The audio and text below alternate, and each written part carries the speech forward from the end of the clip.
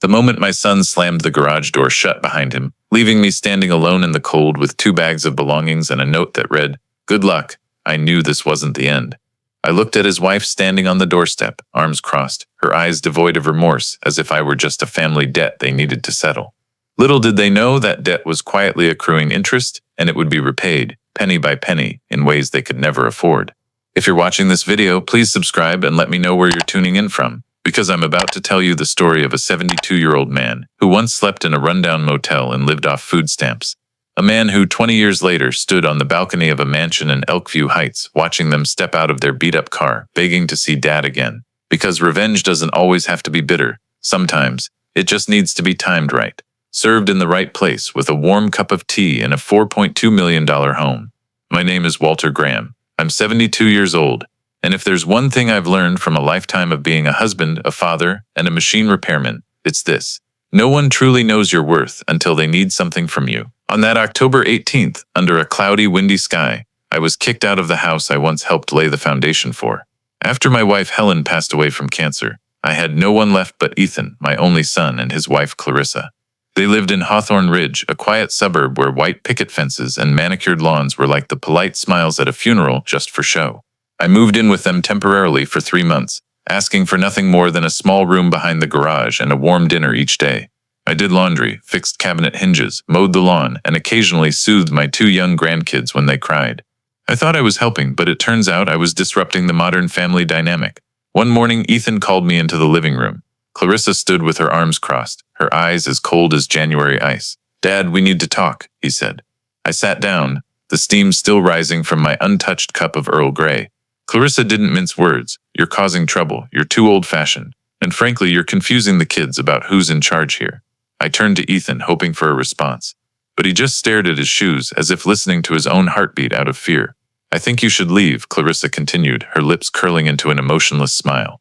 "Take care of yourself, and don't disrupt our lives anymore." Within 20 minutes, I packed my entire life into 3 old cloth bags and a cardboard box tied with string, faded wedding photos, Helen's notebook of baking recipes, an old wristwatch, all tucked neatly among the belongings I carried out the door. Clarissa stood on the porch, phone in hand, ordering a taxi like she was getting pizza delivered. Ethan hauled my bags to the front steps, avoiding my eyes as if I were a stranger who'd once embarrassed him in a supermarket. When the battered yellow taxi pulled up, the gray sky weighed heavy on my shoulders, and the first raindrops began to fall. I didn't look back, not because I was strong, but because I was afraid that if I did, I'd cry. And Walter Graham doesn't cry in front of people who've called him useless. Windrock Inn is where you go when you've run out of options. Tucked off Highway 19, between a rusty gas station and an abandoned auto shop, its flickering red neon vacancy sign was like a sad greeting. The room cost $39 a night, just enough to not bankrupt me immediately. My room smelled of mold mixed with cheap industrial cleaner. The walls were peeling, the bed sagged, and the air conditioner rattled like a deer caught in barbed wire.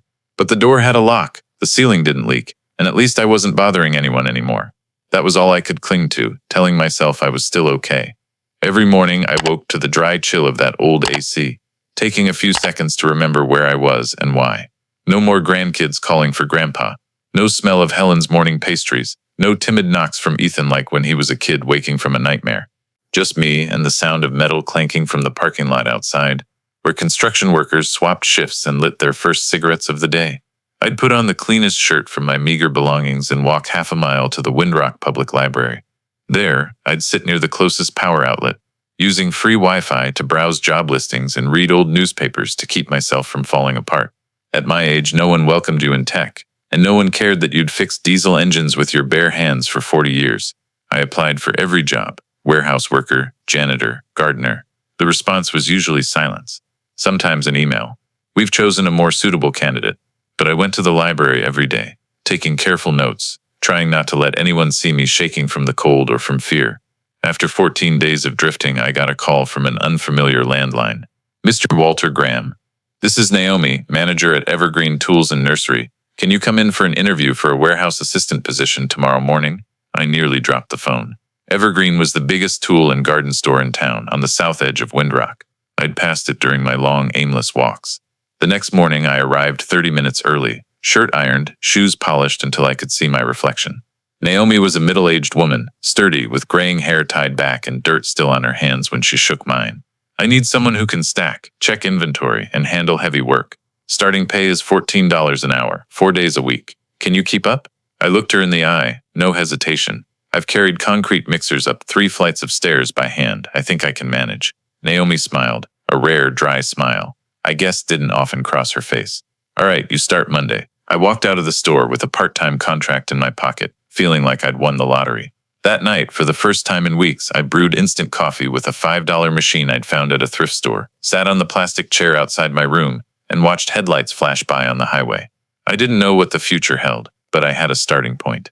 And for me, that was already a victory. Deborah Linney was the kind of woman you could tell at a glance. Didn't have time for nonsense. In her 60s, petite but tough, with eyes sharp as a razor. She ran Evergreen Tools and Nursery with a quiet discipline. No yelling, no theatrics, but one look from her could make 3 young guys in the warehouse shrink like school kids. I worked quietly, no complaints, no delays, unloading shipments, checking counts, labeling, cleaning shelves, tasks no one notices if you do them right, and no one forgives if you mess up. But what caught my eye wasn't the warehouse full of new tools or the pallets stacked to the ceiling. It was the backlot where they kept what people called scrap. Under a rusty awning sat beat-up lawnmowers, burnt-out leaf blowers, leaking sprayers, all tossed together like the dry bones of an industry that didn't look back. I started going there during lunch breaks, sandwich in hand, eyes scanning. Most saw junk, I saw opportunity. After a week, I mustered the courage to approach Deborah in her small office behind the cash register, where she was scribbling in a ledger with a broken pencil. Miss Linney, I noticed the broken equipment out back. Mind if I take a few to see if I can fix them? Deborah looked up, staring as if I'd said I could make grass grow in a desert. They're out of warranty, not worth fixing. Repairs cost 3 times what a new one does. I won't charge for labor, I said. Just need your permission.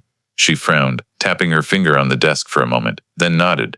Take a few, but don't bring me back a pile of molten metal, got it? So I started hauling machines to my room at Windrock Inn, so cramped I had to store them under the sink. I bought a used toolkit from a thrift store, some motor oil, screwdrivers, zip ties. For 10 days I worked under dim yellow light, sometimes muting the AC's hum to distinguish engine sounds from metal clanks. I took apart every bolt, cleaned every wire, replaced gaskets, straightened bent blades with pliers and oiled rusted joints that seemed long dead. On day 11, I brought 3 machines back to the store, a lawnmower, a leaf blower, and a sprayer, all started in under 10 seconds. Deborah stood there, hands on hips, eyes wider than I'd ever seen. This was returned because it wouldn't start, she said, pointing at the sky blue mower. I fired it up, the engine purring like a cat. Just a clogged spark plug and a loose ground wire. Anyone could fix it if they tried. Deborah gave a small laugh, the kind rare for someone who lived by ledgers. I didn't think junk could turn out like this. I was junk once too, I said, half joking, half serious. She didn't laugh, just looked at me for a long moment, then nodded. Take a few more if you want, just don't blow up the store. I nodded, but inside, I felt a strange spark I hadn't felt in years, the feeling of being useful. And I knew from that moment, the scrap in the backlot wasn't scrap anymore. It was a challenge, and I was ready to answer it. From those first 3 machines, things started to shift. Deborah didn't say much, but each week she'd leave a few broken tools by the old pallet stack. No note, no instructions. It was like a silent invitation, and I answered with the dedication few give to things others discard. After 3 weeks, I was practically in charge of the broken equipment. Other workers left it alone, and Deborah didn't pry. As long as I didn't blow anything up or turn the store into an underground repair shop, they let me tinker in the back lot with my greasy hands and rusted machines. My room at Windrock Inn went from cramped to a literal mini workshop. A corner wall held a wooden rack for tools. The kitchen table became an engine disassembly station. The sink a soaking spot for carburetors overnight. I sorted bolts by size, gaskets by function. Each repaired item was a small puzzle. Each engine roar was my heart leaping with the thrill of control after months of having none. I couldn't call my grandkids. I couldn't go back to the old house. But I could bring back what others threw away, and that made me feel I still had worth. I started teaching myself. Using library Wi-Fi, I watched hours of YouTube videos. Gruff American guys with beer bellies explaining spark plug replacements, coil checks, basic wiring diagrams. I took notes by hand, tested them on real machines. I asked store staff when I didn't understand, and they started looking at me differently. No longer the temporary old guy, but Walter, the machine fixer. One Saturday morning, I set 3 repaired leaf blowers outside the motel. A sign reading $30, good condition, guaranteed to start. I listed them on Craigslist with a short description. Leaf blowers checked and cleaned, test on site. That afternoon, all 3 sold within an hour. A mason even asked for my number. Call me if you get a sprayer, I need one. The next week, I listed 2 lawnmowers for $60 each. One sold in 15 minutes. The buyer testing it in the parking lot, nodding sharply and slipping me an extra $5 for coffee. Customers started coming back. Some brought friends, others asked to reserve machines if I had time to fix another like this. I still worked mornings at Evergreen. The warehouse didn't sort itself. But afternoons and evenings, my room became a place where machines came back to life. I'd stay up until 1 a.m., cleaning spark plugs with an old toothbrush, stepping back to admire an engine roaring like a kid saying their first words. Every dollar I earned from those machines went into a latched tin box. Not spent, not squandered. It wasn't just money. It was proof. Proof that I wasn't useless. That I, Walter Graham, could still do something valuable even after being discarded by my son and daughter-in-law like broken junk. And that feeling, the feeling of fixing something everyone thought was trash, it wasn't just victory. It was coming back to life. Like I was an old machine slowly being restarted. After 6 months of living at Windrock Inn with a grease-stained mini stove, I knew I'd hit a limit. The tight space, the oil smell clinging to my sheets, the engine noises echoing through thin walls, prompting complaints from neighbors. I needed a real place to work, somewhere worthy of what I was doing, and I found it. A small wooden shed behind an old bakery on Hawthorne Ridge's main street, once used for baking brown bread in the 90s but abandoned for nearly a decade. The gray tiles were mossy, the sign half broken, the brick floor marked with cartwheel tracks. But I saw potential. The new bakery owner, a guy named Curtis, rented it out for a steal, $200 a month, as long as I fixed the leaky roof and didn't bother his customers. I moved in with 2 toolboxes, 5 half-repaired machines, and a can of black paint. On the warped wooden door, I hand-painted 3 words, rust and revival. Simple, but it was everything I was doing. I hung a sign offering repair services. No big ads, no newspaper listings, just a few flyers at the library and farmers market. But the farmers around Hawthorne Ridge were practical people. They remembered who fixed things well, and they spread the word.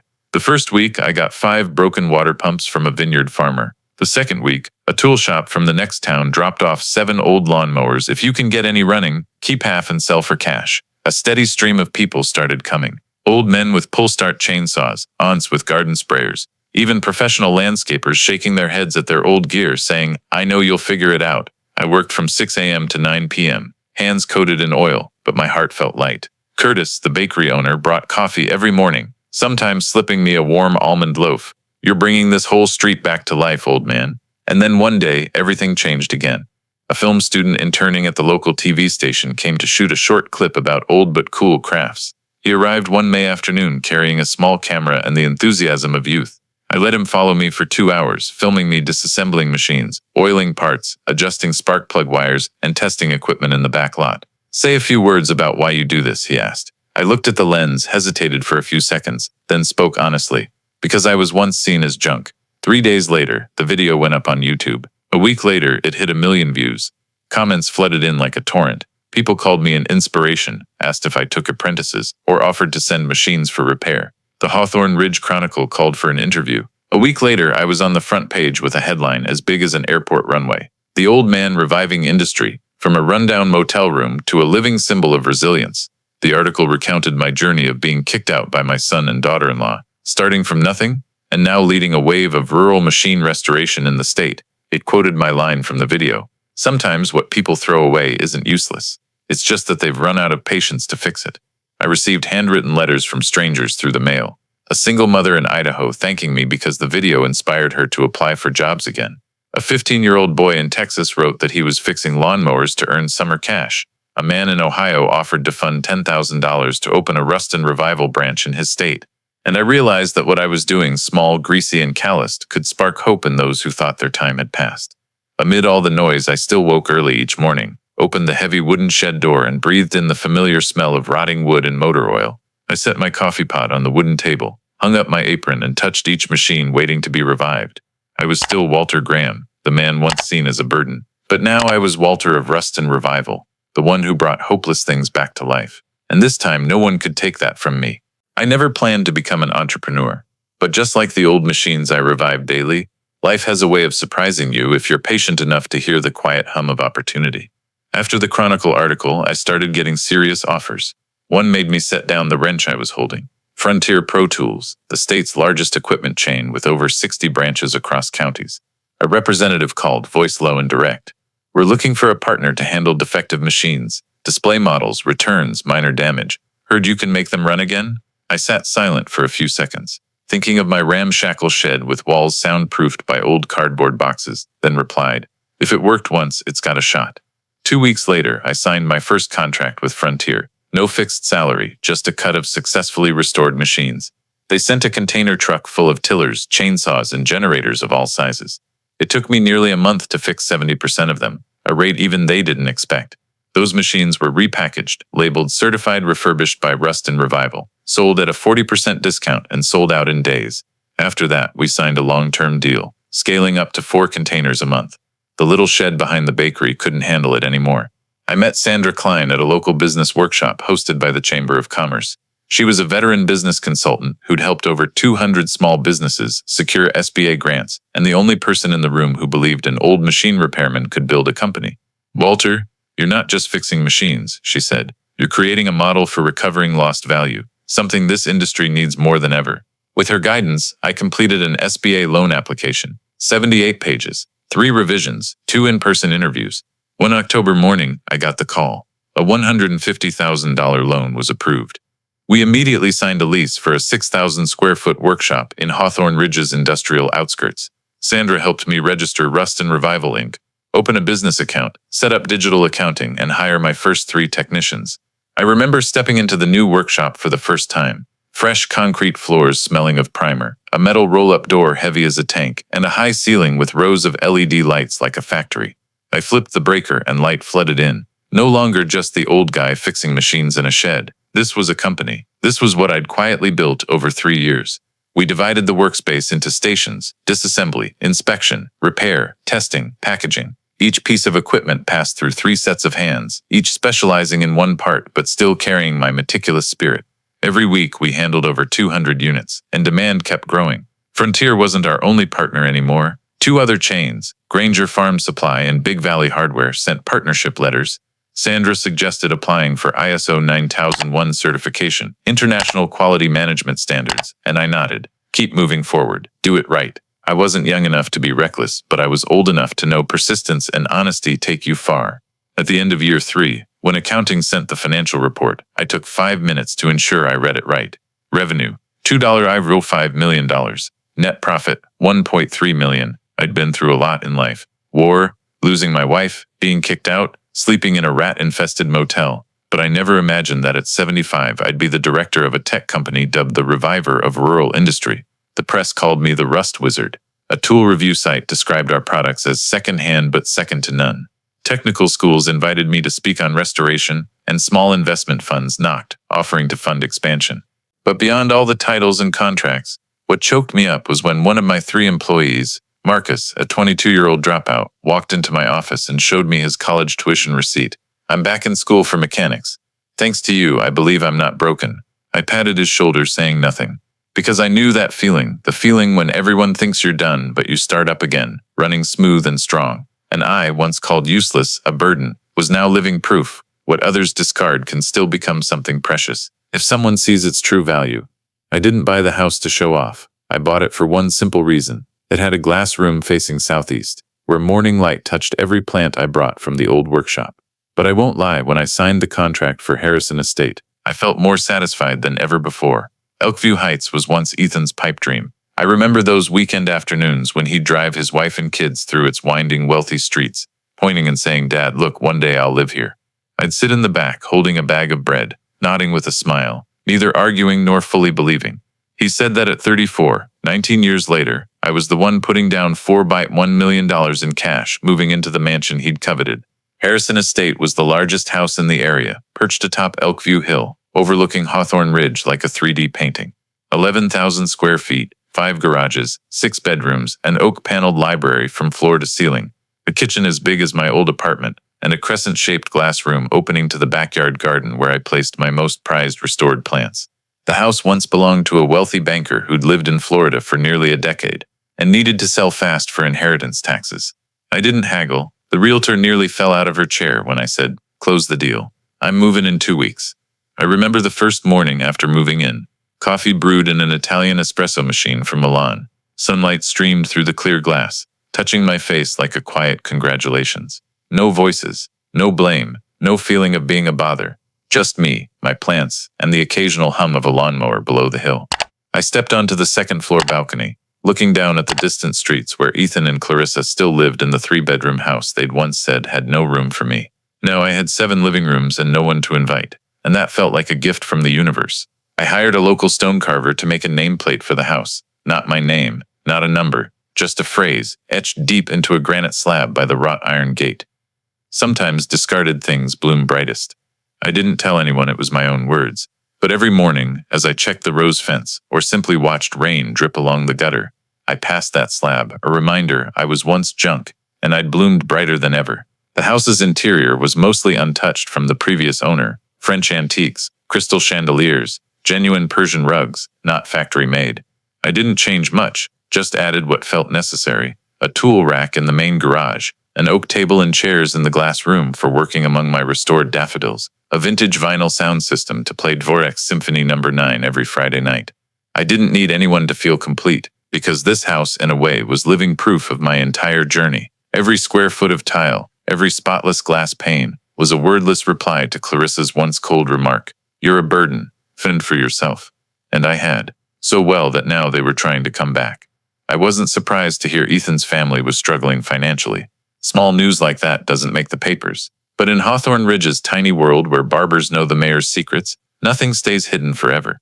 What surprised me was their timing, showing up right when the house deed hit the news. They didn't call, didn't text. They came straight to the gate, bringing the 2 kids I hadn't seen in nearly 20 years. I stood in the living room watching the security camera. Clarissa held a bouquet, the kind I knew she'd never give without an agenda. Ethan looked down, shoulders hunched like he was reprising his 8-year-old self after doing something wrong. I didn't open the gate, not right away. I poured more coffee, sat in the leather chair, and let them wait a few minutes. Because I'd waited for them for 2 decades for an apology, a check-in, a "Dad, you okay?" that never came. And now as they stood there, wet from rain, awkward, eyes wavering, I knew the roles had reversed, and the rest of the story was about to begin. At 9:16 a.m., a Saturday like any other, I was brewing coffee in the white stone kitchen when the gate buzzer sounded. The security monitor by the wine cabinet flickered, and I glanced over. The screen showed a scene I never thought I'd see again. Ethan and Clarissa at the black iron gate of Harrison Estate, holding a bouquet of pale pink tulips, the kind Clarissa once called for dreamy old ladies. Beside them were 2 kids, a lanky teenage boy with curly hair and a slight girl with her arms crossed. I didn't need anyone to tell me they were Logan and Mila, my grandkids. I hadn't seen since they were tiny. I didn't rush. I poured coffee, stirred once, took a breath, and walked down the long hallway to the front door. The buzzer sounded a second time as I reached the steps. I checked the security screen by the door, confirming, no dream, no hallucination. I pressed the gate button, not out of pity, but because I wanted to hear how far they'd spin their story. As the door opened, the morning breeze swept in, carrying the scent of orange blossoms from the back garden. Ethan stood there, forcing a smile that was clearly strained. Clarissa held her head high, trying to look confident, but her lips trembled. Logan stared at me like I was a character from a novel, while Mila, who had Ethan's eyes from when he was young, gave a slight nod. I crossed my arms, leaned against the doorframe, and calmly asked, "Who are you?" Clarissa raised an eyebrow.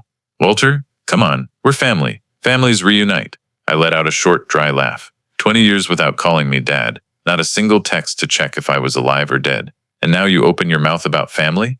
Ethan looked down. I know some things back then weren't right, but now I'm rich, got a mansion, a career, and suddenly I'm family again, I said. My voice steady, not loud, not soft, but clear enough for all 4 to hear every word.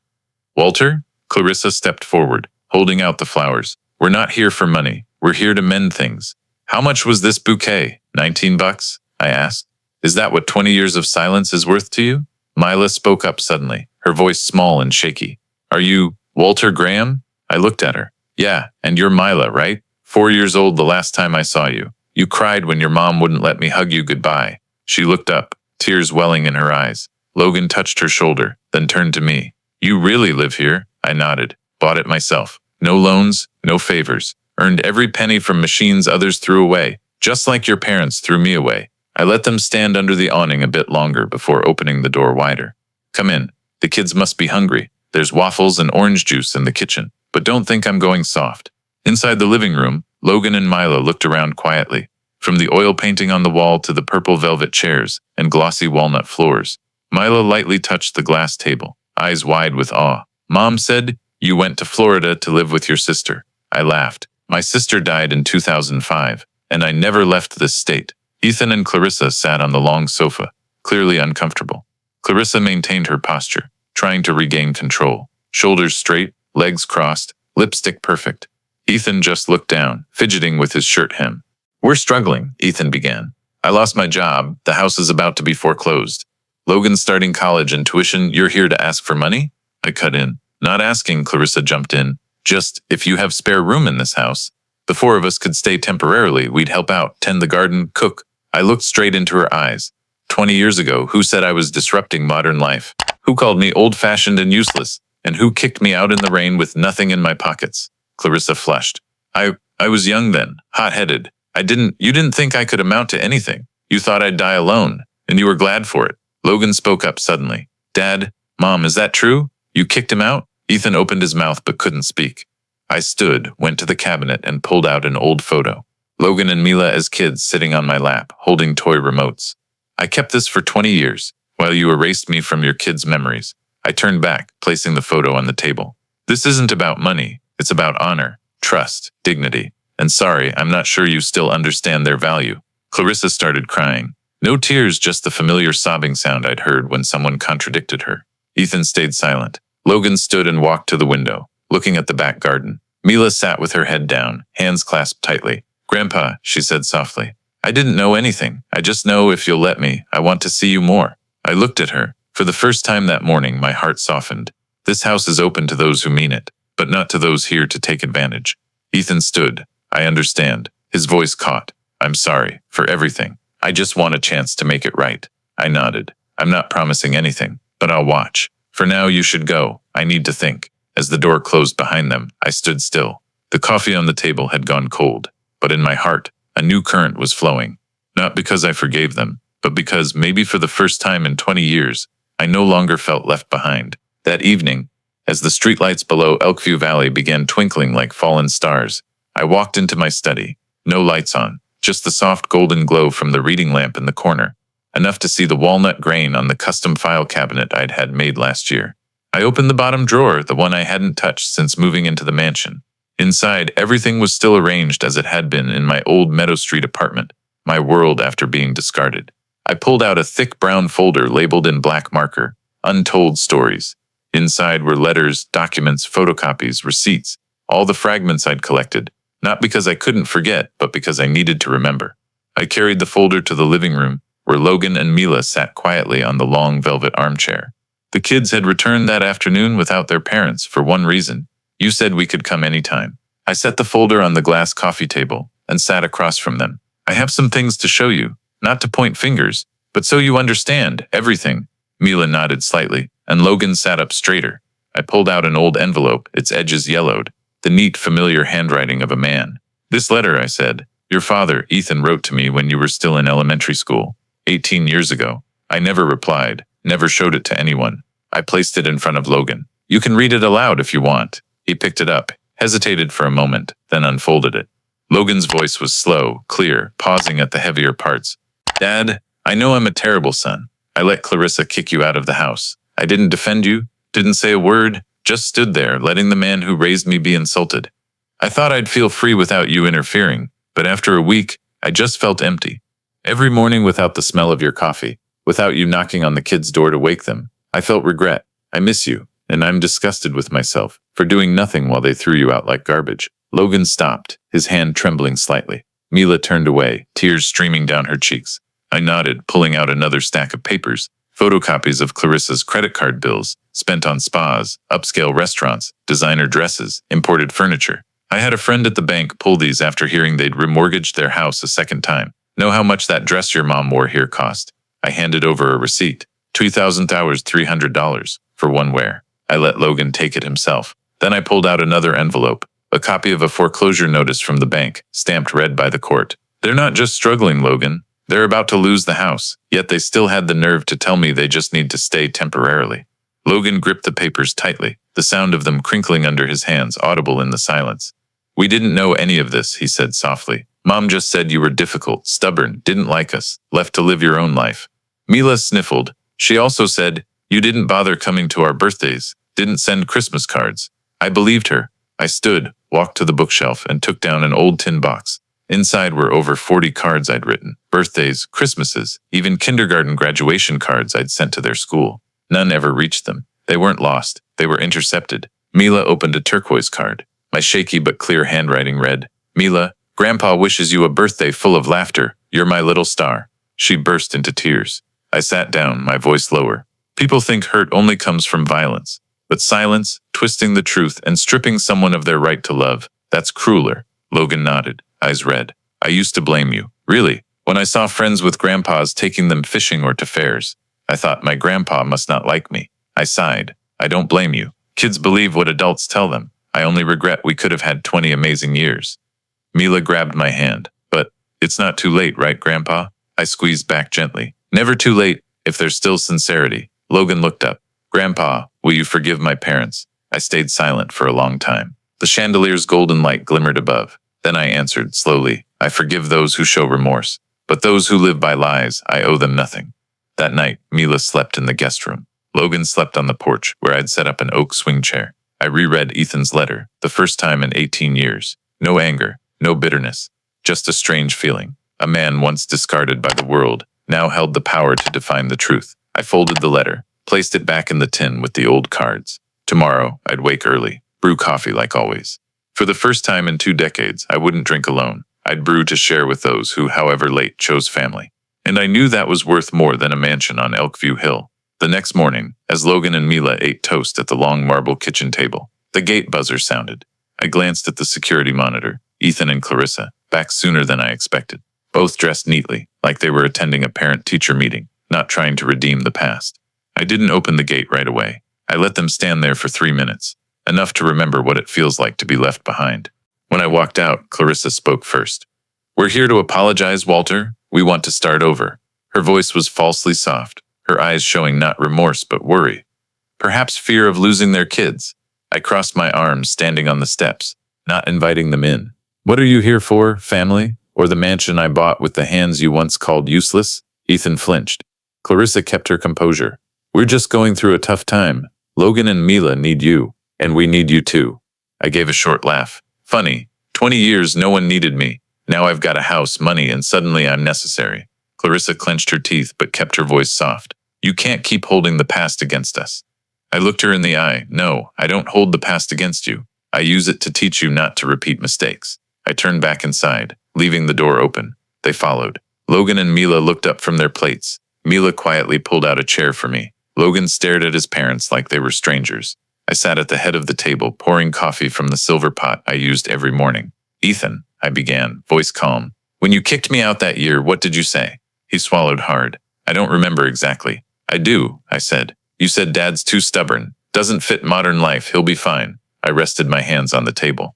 You thought the discarded were useless. So who's helpless now, Ethan? The man who rebuilt his life? Or the one begging for a place to stay? Ethan bowed his head. Clarissa wouldn't back down. You're just good at digging up old dirt to humiliate people. I leaned on the table, looking at her frankly. I don't humiliate. I reflect. If you feel shame, it's from your own actions, not my words. Logan spoke up, voice soft but clear. Mom and Dad said you didn't want to see us, that you were mad about being bothered, so you vanished. Clarissa jumped in. Sweetie, you were young, you didn't understand, and now we're old enough to be insulted when we find out we've been lied to for 2 decades? I cut in, not letting her dodge. I turned to my grandkids. I'm not mad at you, you're not at fault, but your parents will have to prove their true worth before they can even think of forgiveness.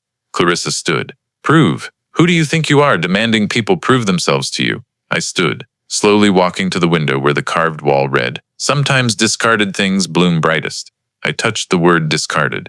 I was the one you called a burden. Now I have a machine restoration company operating in 11 states, a team and friends who respect me. I don't need anyone to prove anything. You do, if you want to regain trust from me and your own kids. Ethan froze. Clarissa opened her mouth to argue, but Logan spoke first. Mom, enough. Mila nodded. We're here not to keep making excuses. I looked at them. So what are you going to do? Think saying we're family will erase every wound? Ethan sighed. I don't know where to start, but I'm ready to make it right. I nodded faintly. Start by shutting up and acting. Clean up the financial mess you made. Take care of Logan and Mila with your own strength. And when you do those things, not for me, but for your own honor, then I'll consider forgiveness. Clarissa scoffed. So you think you're the winner in this fight? I paused, then said slowly, winning is being free from those who called me useless. It's rebuilding my life without anyone's handouts. It's having a clear conscience when I look into my grandkids' eyes. To me, you're just a faint echo of a time I was despised, and I've left that behind. Clarissa stood silent. Ethan looked at me for a long moment. Then he bowed his head, saying softly, I understand. I didn't reply, just poured more coffee, looking at my grandkids. Logan stared at me intently. Grandpa, can we stay for lunch? I smiled. If you wash the dishes, Mila burst out laughing. I'll make salad.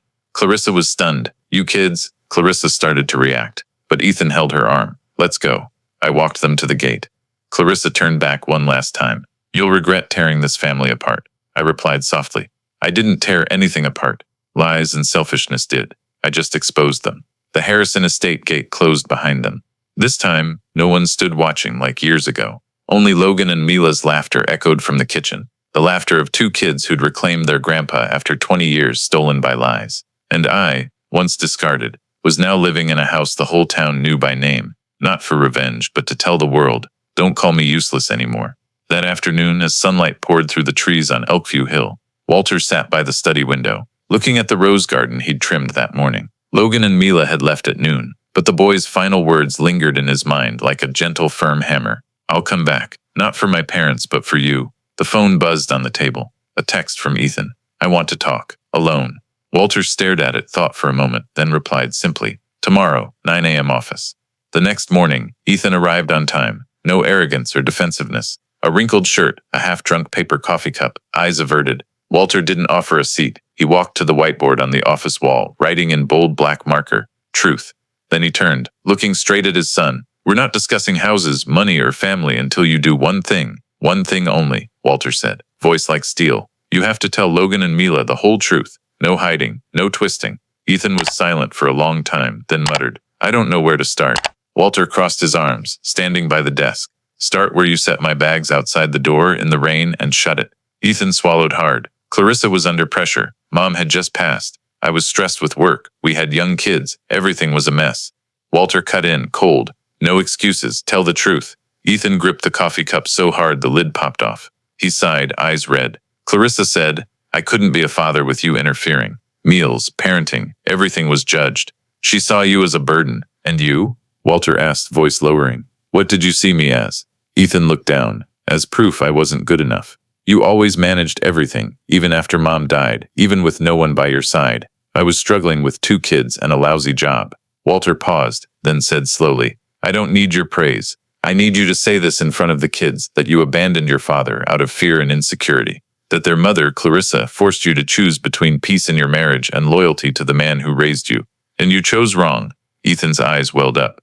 I don't know if they'll forgive me. That's not my business, Walter said. My business is setting conditions if you want anything from me, even a conversation as family. What conditions? Ethan asked. Walter picked up the marker. Writing under truth. No asking for money. No asking for a house. No excuses. No blaming others. No using the kids' emotions to get your way. No more lies. Do these 6 things, Walter said, and we can start over. If not, I'll consider this meeting our last. Ethan nodded slowly. I'll talk to the kids, tonight, in person. No texts. No, your mom said so. No acting, Walter said. And don't bring Clarissa. Ethan started to argue, then stopped. That evening, Walter got a text from Mila. Grandpa, Dad told us everything. I need time, but I'm not mad at you anymore. I promise I'll come back. A minute later, Logan texted, thanks for making Dad face the truth. I think I understand you a lot more today. Walter stared at the text for a long time, then quietly turned on the living room lamp, grabbing the old whiskey bottle he saved for special occasions. He didn't open it, just set an empty glass on the table, poured it full, and raised it in a light toast, to truth, and to kids who choose what's right. The next morning, Clarissa appeared at the gate alone, dressed in an expensive suit, holding a designer leather bag, her arrogant eyes unchanged. Walter walked out, standing behind the iron gate. What did Ethan talk to you about? She asked. I don't owe you an explanation, Walter replied. I'm just asking you not to come here anymore. Clarissa gave a mocking laugh. You think you're winning? I think I'm no longer controlled by someone who saw me as junk, Walter said. And I think your kids deserve a grandpa who isn't distorted by lies. Clarissa clenched her teeth, voice sharp. I won't let you steal my kids. Walter opened the gate halfway, stepping close to her, eyes blazing but voice calm. I'm not stealing anything. I'm giving them a choice, and this time, they won't be fooled again. Clarissa stood frozen. The wind tousled her hair, her bag slipping off her shoulder, but Walter had turned back inside. The iron gate closed behind him, a finale to 20 years of cuts, and the start of something fairer. He didn't know if he'd truly forgive, but he knew one thing: truth was the first condition for redemption, and only those brave enough to face it deserved another chance. In the days after that candid talk, Logan started showing up at Rust and Revival every Monday, Wednesday, and weekend afternoon. At first he just watched me fix machines, but soon he rolled up his sleeves, grabbed a screwdriver, cleaned mower blades, even learned to check fuel and replace spark plugs. I didn't say much, just nodded when he got it right, and stayed silent when he didn't. That's how I taught Ethan back then, through actions, not flowery words. Mila took a different path. One Friday afternoon, she knocked on my office door while I was flipping through expense reports. Grandpa, she said, this is a balance sheet, right? We learned it in school, but I'm fuzzy on depreciation and repair costs. I smiled faintly. Come in, grab a chair. Today I'll show you how to turn numbers into a future. So one tended to machines, the other to books, and both tended to my cracked heart in ways no one else ever had. A week later, I brought an antique mahogany desk from home to the workshop, once my wife's writing desk. I cleaned it, polished it, and attached a small plaque. For grandkids who grew from ruins. When Logan read it, he stood still for a long moment. I'm not sure I'm worthy. I put a hand on his shoulder. Worth isn't about where you come from, but who you choose to become. Logan nodded. From then on, the desk became his space for sketching ideas, dismantling parts, noting engine structures, and sometimes writing little journal entries about his workday. Mila, after a few months, could handle quarterly bookkeeping, review parts contracts, and even caught a mischarged shipping fee from a supplier. They didn't need to say much. Every action, every presence was a sincere apology. Not from Ethan and Clarissa, but from the next generation choosing a different path. Ethan and Clarissa vanished from Hawthorne Ridge after failing to meet my conditions. No calls, no texts, no meetings. Vague rumors spread that they'd moved to South Texas, staying with relatives, but I didn't bother verifying. It no longer mattered. Instead, one quiet evening, I prepared an envelope. Inside were two things. First, a large photo of Harrison Estates' facade, the hilltop house Ethan once dreamed of as a kid. In the picture, the wooden sign at the gate stood clear. Sometimes discarded things bloom brightest. Second, a white sheet of paper. In the center, in careful handwriting, don't call me useless anymore. I sent the envelope to Ethan's last known address. No expectation of a reply, not for justice. Just to close the chapter. One autumn morning, Logan asked, Grandpa, should I study engineering or business to take over your work?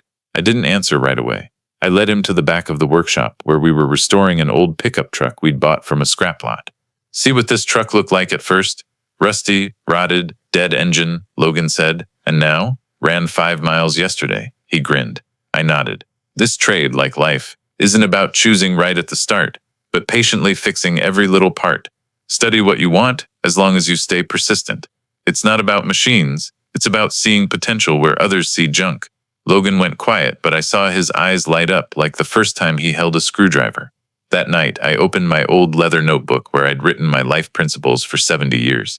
I added a new line: choose those who show remorse, but keep those who act. To me, my grandkids were seeds sprouting from the very ground their parents had abandoned. And Rust and Revival was no longer just a company. It was a reminder. Sometimes the best things don't come from perfection, but from fragments pieced together with grit, forgiveness, and a bit of unconditional love. On the second floor of Rust and Revival's workshop, once a dusty attic for old junk, I set up a long table. On it was my thick leather journal, the business diary I'd kept through my years of rising from ashes. The early pages logged my first orders, small profits, days spent in the library fighting to survive.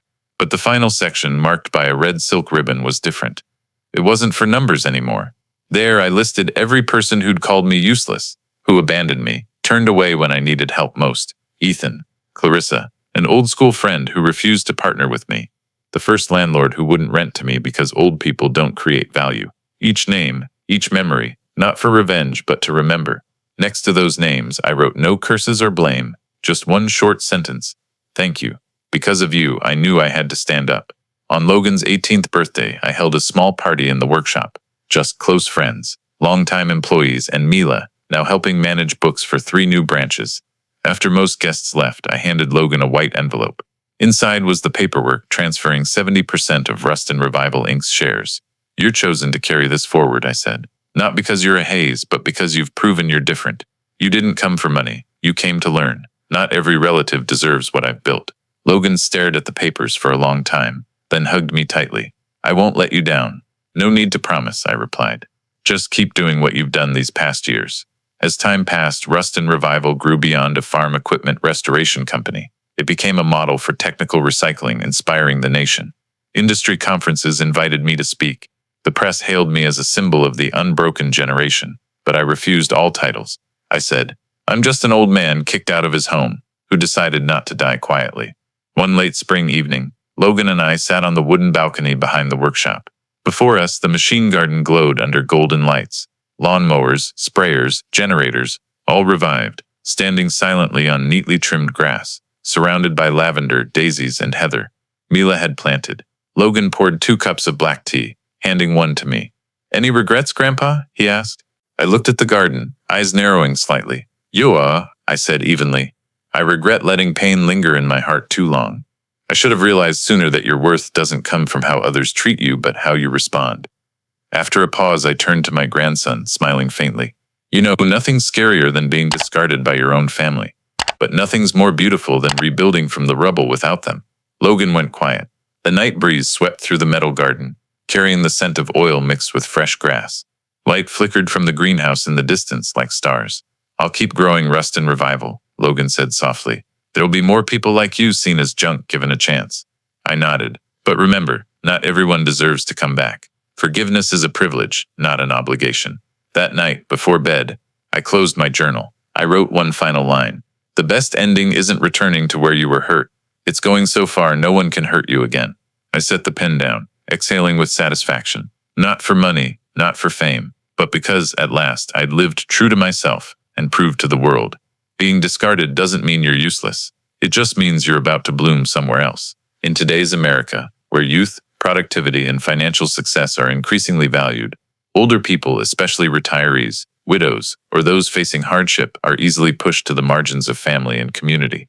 Walter's story is powerful proof that a person's worth doesn't depend on age, ability to work, or being needed in others' eyes. After being cast aside by his own son and daughter-in-law as useless, Walter lived 6 weeks in a rundown motel, then rose with one goal: to prove he wasn't junk. From fixing old lawnmowers to founding the multi-million-dollar Rust and Revival, Walter not only rebuilt himself but created jobs, supported local businesses, and, most importantly, reclaimed his dignity. In a country where self-reliance is a core value, Walter represents the generation that built America through honest labor, yet is often forgotten when age or weakness sets in. His story underscores a vital truth. No one defines your worth but you. His treatment of Logan and Mila, grandkids raised on lies, also teaches the difference between forgiveness and leniency. Forgiveness doesn't mean forgetting everything. It's choosing to move forward with self-respect. Walter's lesson is this: you can't change the past, but you can redefine the future if you're brave enough to start over, no matter how late. If you believe everyone deserves a second chance to prove their worth, don't forget to subscribe so you won't miss more moving stories. Thank you for listening to Walter's journey. See you in the next video with another tale of grit and hope.